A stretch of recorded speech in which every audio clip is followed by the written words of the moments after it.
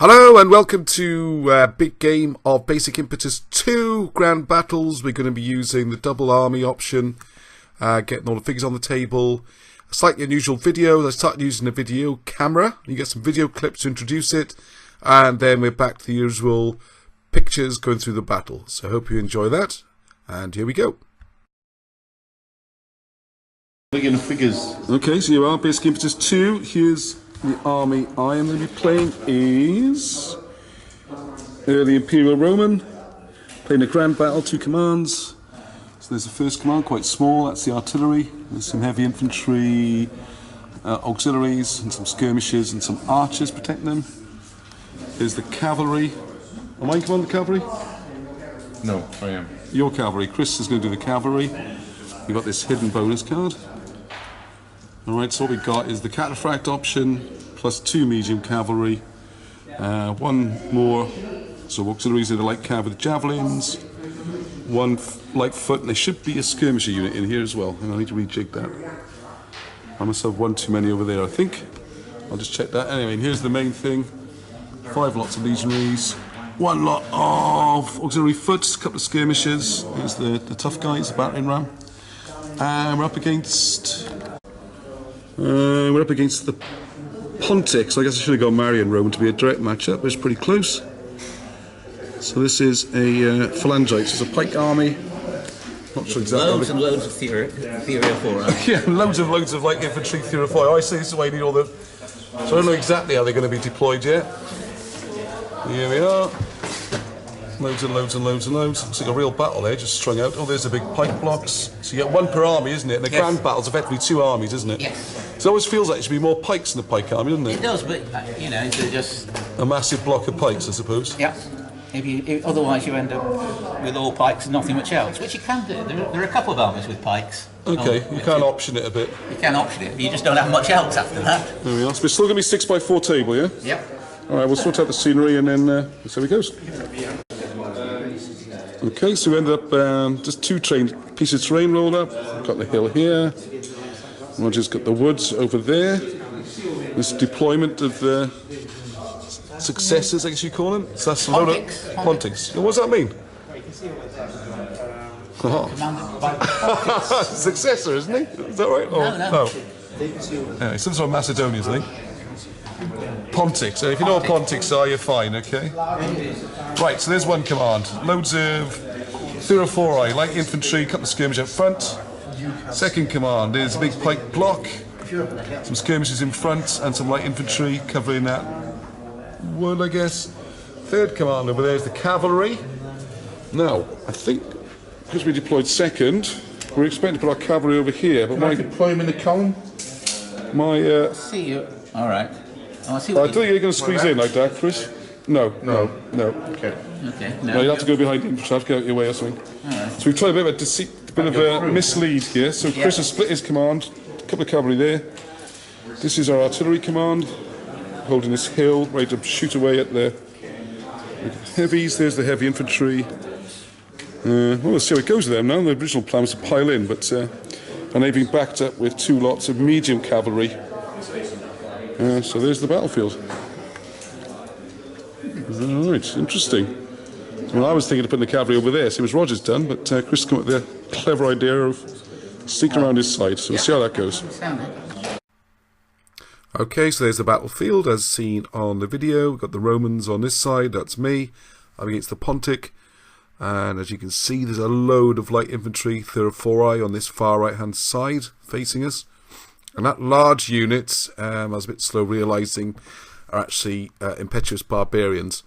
So the plan here is pretty simple. The heavy legionaries on the right, they're going to go bashing through, try and beat those as quickly as possible, smash them to bits, while the rest of the army hangs on.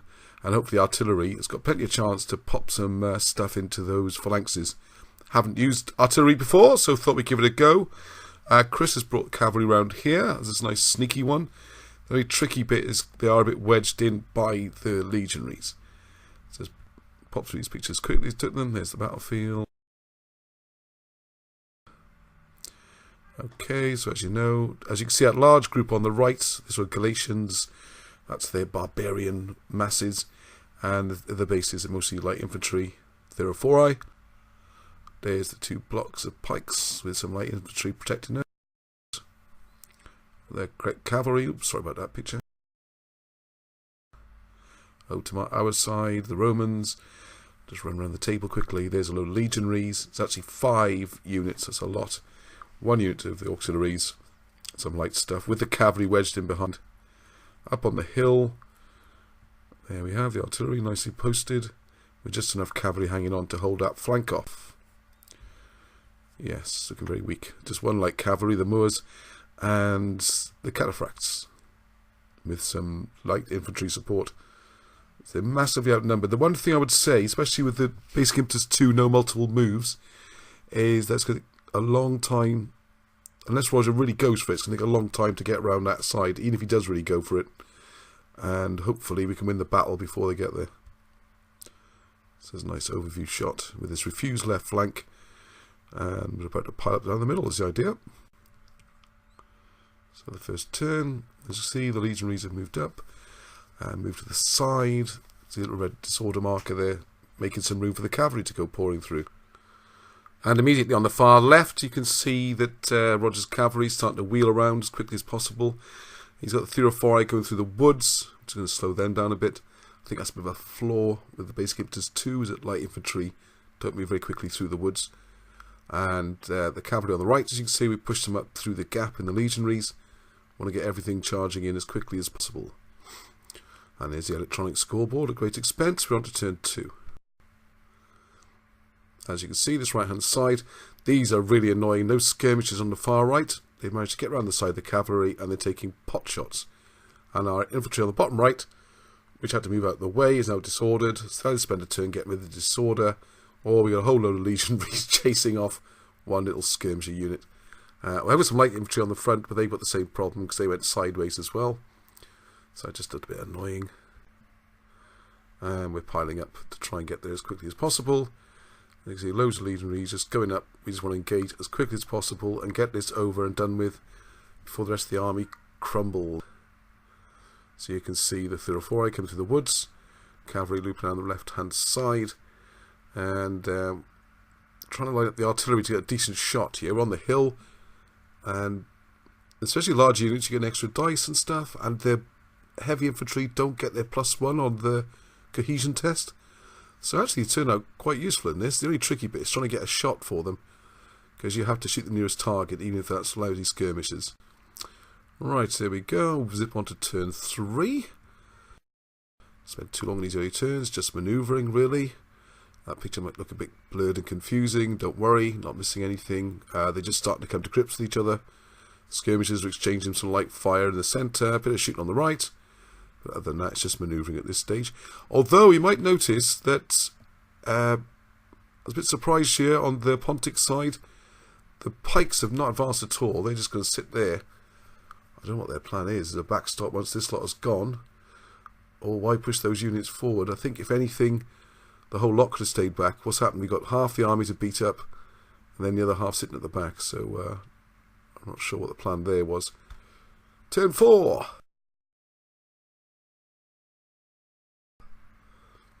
Okay, so we crash in, and is there, you see the green arrow, that's with infantry being smashed back by the legionaries. There's a red dot to show they took a damage on the way in.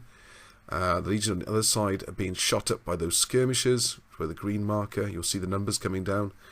And on the far right, just off the picture, we're still trying to chase away that annoying skirmisher, who did get a disorder on the cavalry on the bottom right here, who now means they can't get rid of disorder, or you advance disordered and risk taking casualties. So it's simplified but works really well. And unfortunately, which didn't work really well, as you can see, is those skirmishers got chased off from the centre. You see the big green arrow there. And generally we're just trying to push up and just get stuck in as quickly as possible with the legionaries. Throw those pilums and get into them. So now Roger's lining up the long bomb, long charge. This is where I start to realise that they are not 2 units of light infantry. They are 1 large unit of barbarian foot. And they're going to probably hurt. The one thing that was in their way was his unit, which my legionaries have kindly removed him out of the way. So if you look at that, they're going to move 3 moves in distance. And if they're charging the units that they charge 3 anyway. So that's an automatic contact. crunch, in they come to the legionaries. Let's see how well we do. And for once, possibly ever, the legionaries throw the pilums and actually do some damage and disorder, which helps, because on the one hand, they did a couple of casualties, which is always a bonus, but more importantly, reduce the dice, and any hits I do now are going to be really counting. And not much luck for Roger here. See, I rolled a few sixes, quite a few, and there's a few coming the other way. But when we did the cohesion test, Roger rolled really high, and I rolled really low. So it's the absolute time I want to roll a 1 and not roll a 5 or 6, is when you're doing the cohesion test. So those barbarians absolutely got battered. I think a whole base came off, and they're going backwards. So that immediately makes a big hole in the right-hand flank, and we're now pouring through that right-hand side as quickly as possible.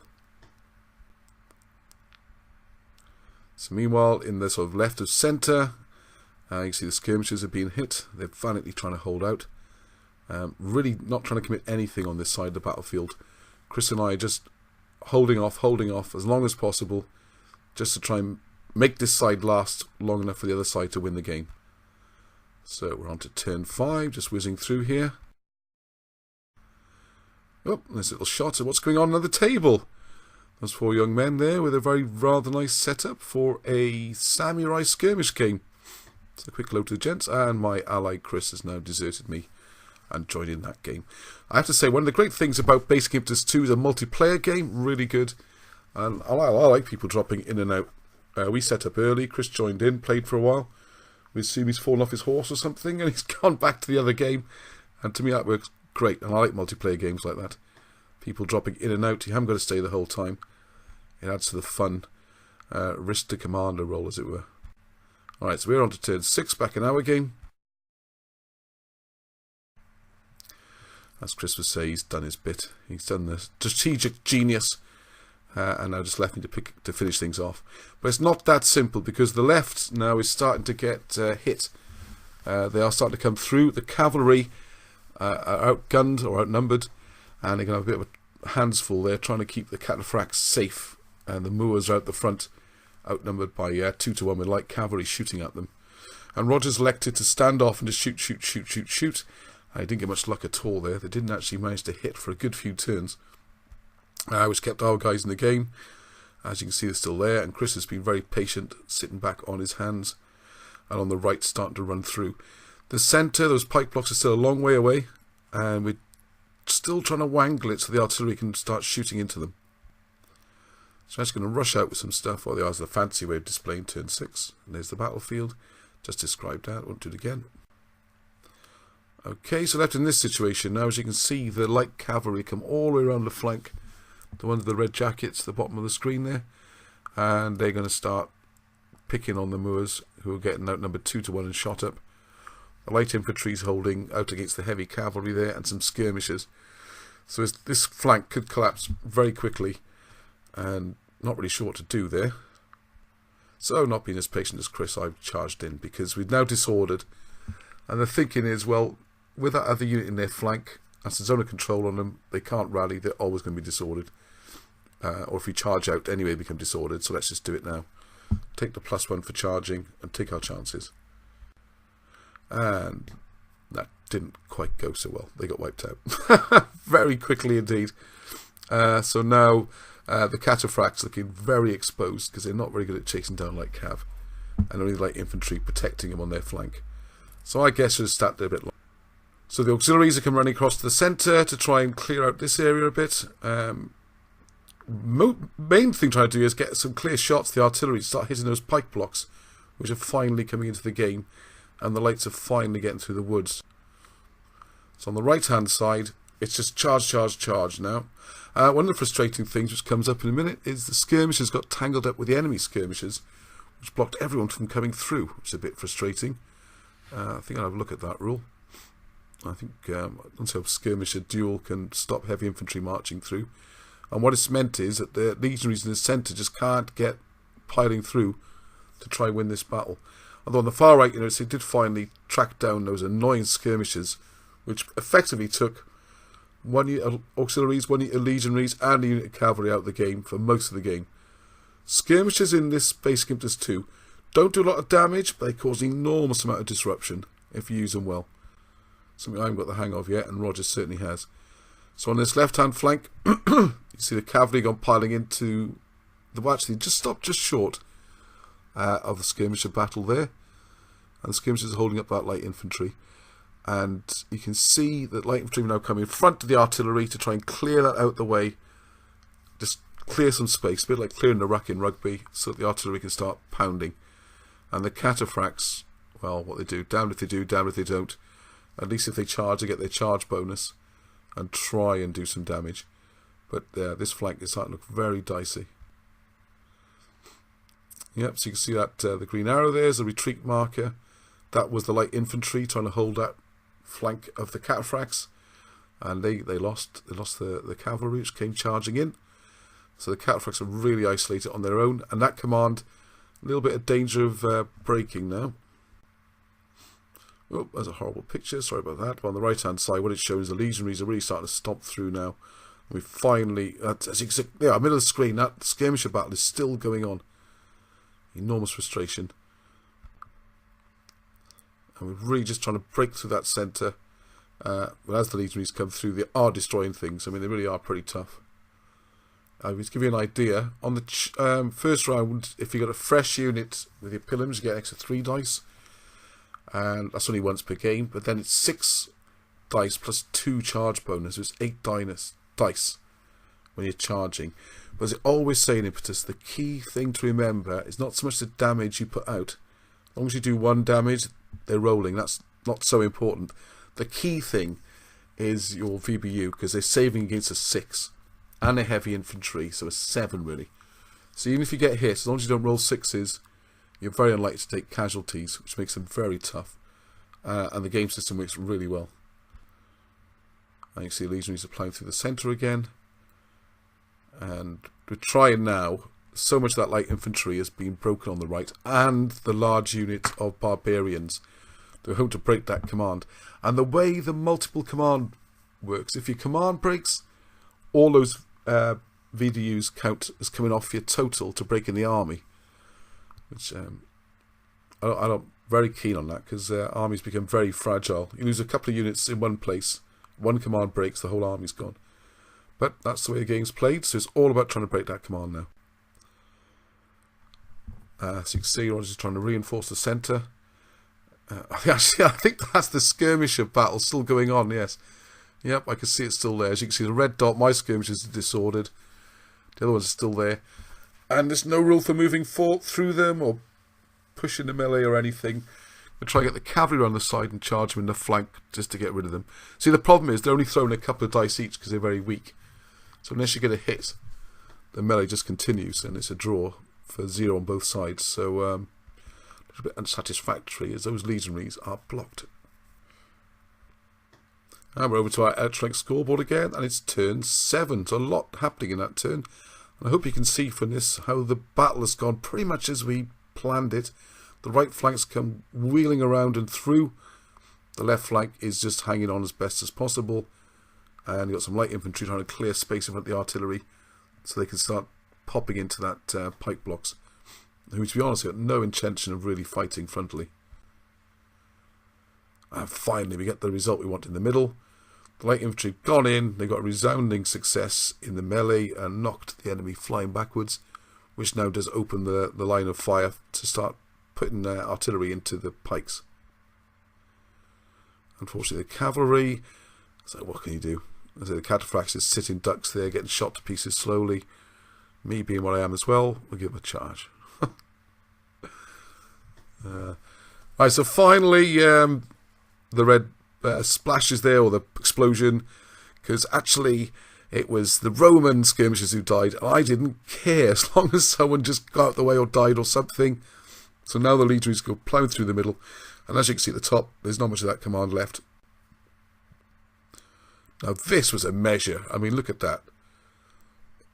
The charge range is 2 of those blocks, and it is exactly 2. So, is it just in or just out? So we rolled a dice, and dice didn't come up in my favour, and that meant they're just short. So you can see top right, almost touching, but not in contact. But that command's almost gone now. If we can just grind up one more unit, and that'll be the collapse of the whole Pontic army. Turn 8! Getting near to the end now. So the cataphracts have done their job. They've gone storming in, and of course they've destroyed some light cavalry. So that's a bit of a bonus. And the question is, can they follow up and charge into something else? And just try and best way to stay alive is by killing the people trying to kill you, I suppose.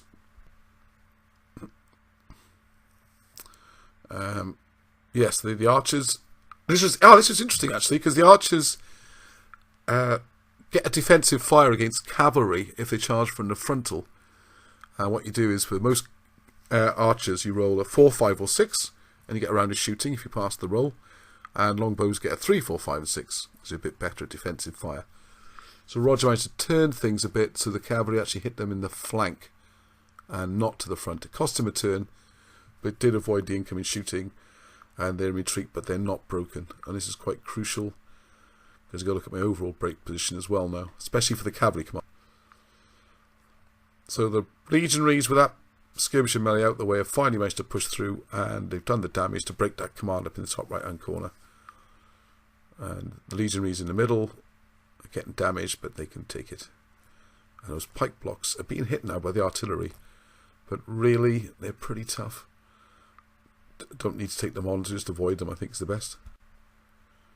Oops, sorry, not the best picture, but you can see their desperation now, because the command's broken and the army's broken, so they're just going to charge into the legionaries, take what they can with them.